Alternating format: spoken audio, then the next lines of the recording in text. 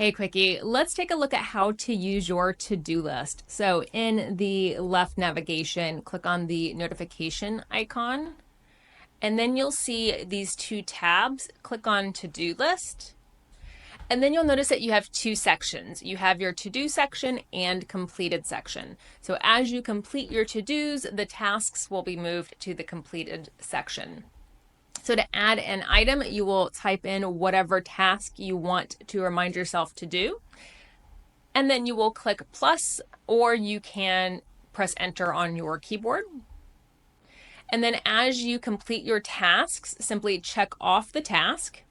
And then you'll see a line will be crossed through it and it will be added to your completed list.